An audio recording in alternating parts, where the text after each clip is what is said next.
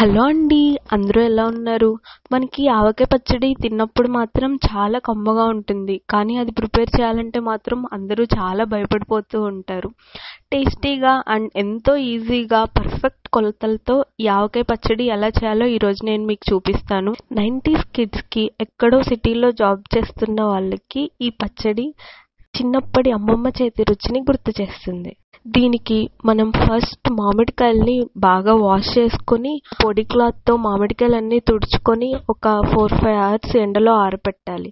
ఆ తర్వాత మనం ముక్కలుగా కొట్టించేసుకొని మళ్ళీ ఇంకొకసారి మామిడికాయల్ని పొడి క్లాత్తో క్లీన్ చేసుకొని ఒక గిన్నెలోకి వేసేసుకోవాలి. ముక్కల పైన ఒక చిన్న లేయర్ ఉంటుందండి, అది తప్పకుండా తీసేయాలి.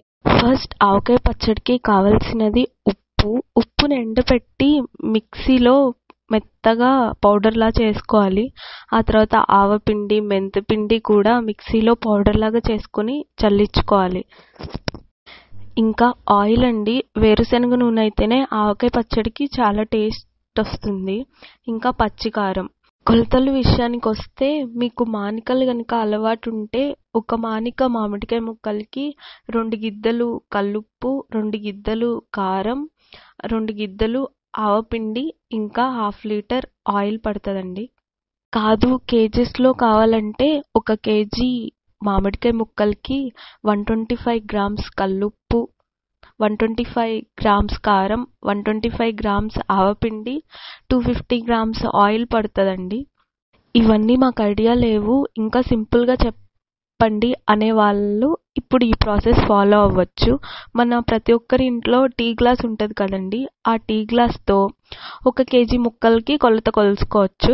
ఎలా అంటే 1 కేజీ మామిడికాయ ముక్కలకి 1 గ్లాస్ ఉప్పు, 1 గ్లాస్ కారం, 1 గ్లాస్ ఆవపిండి వేసేసుకోండి.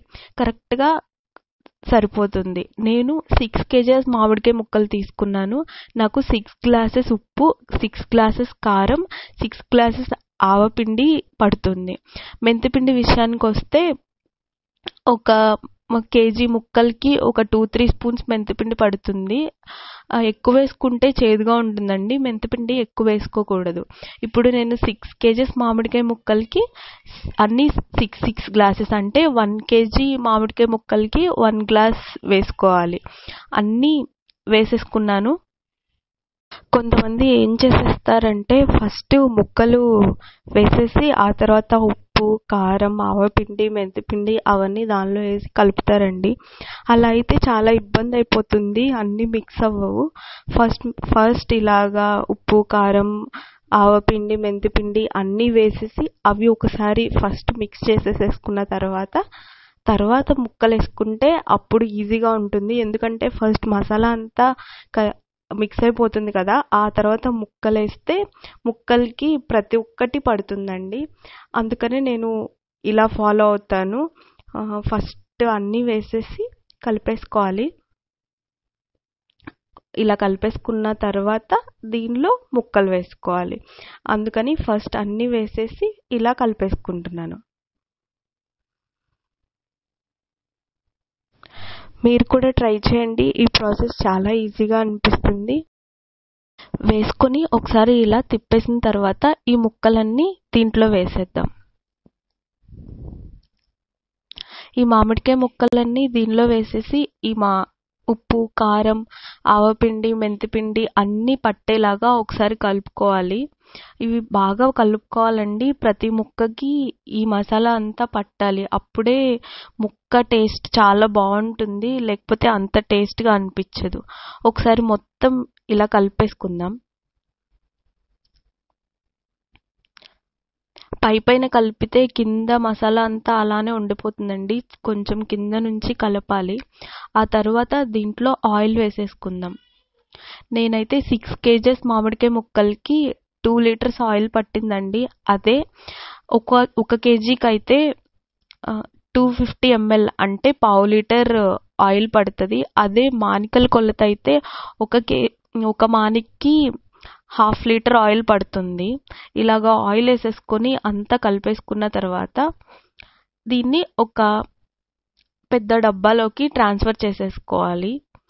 ఇలా ట్రాన్స్ఫర్ చేసేసుకున్న మామిడికాయ పచ్చడిని మనం ఒక 3 days అలానే ఉంచాలండి.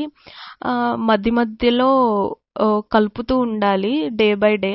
ఒక 3 days తర్వాతే మళ్ళీ మూత తీసి చూడాలి. అప్పటికి ఆయిల్ పైకి తేలుతూ ఉంటుంది. ఇలా మొత్తం కలిపేసుకున్న తర్వాత ఈ ముక్కల్ని ఇలాగా డబ్బాలో పెట్టేసి మనం ఒక 3 days పక్కన పెట్టాలి. ఈ చీపిర్లు అవన్నీ వీటికి తగలకూడదండి, పాడైపోతాయి అని పెద్దవాళ్ళు చెప్తారు. సో దీన్ని కొంచెం ఒక సేఫ్ ప్లేస్లో పెట్టాలి. 3 days తర్వాత మనం ఇప్పుడు మూత తెరిచి చూద్దాం.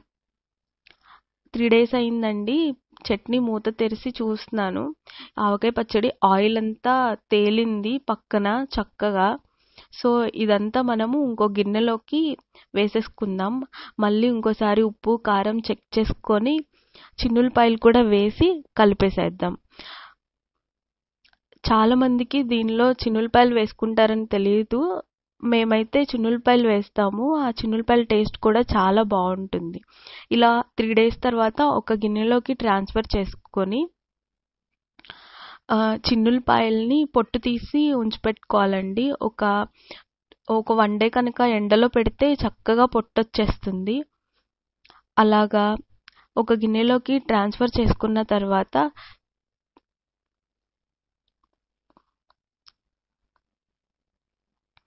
చిన్నులపాయలు పొట్టు తీసి ఉంచిపెట్టుకోవాలి. చిన్నులపాయల మీద పొట్టు అసలు ఉండకూడదండి. ఉంటే మామిడికాయ పచ్చడి పాడవుతుంది అని అంటారు. సో ఒకసారి ఉప్పు కారం చెక్ చేసేసుకొని ఇలాగా తిప్పేసేసుకోవాలి. తిప్పిన తర్వాత ఆ చిన్నులపాయల్ని మనం దీని మీద చల్లేసుకొని ఇంకోసారి మొత్తం పైనుంచి కిందకి తిప్పేసేసుకుందాం. అంతే, ఈజీ అండ్ టేస్టీ ఆవకాయ పచ్చడి రెడీ అయిపోయింది. ఇంకా ఈ ఆవకాయ పచ్చడిని ఒక గాజు జాడీలో స్టోర్ చేసుకుంటే 1 year అలానే ఉంటుంది ఫ్రెష్గా. మీకు కనుక ఈ వీడియో నచ్చినట్లయితే సబ్స్క్రైబ్ చేయండి, లైక్ చేయండి, షేర్ చేయండి అండ్ ఈ వీడియోని ట్రై చేసి కామెంట్ చేయండి. మళ్ళీ నెక్స్ట్ వీడియోలో కలుసుకుందాం. Bye bye.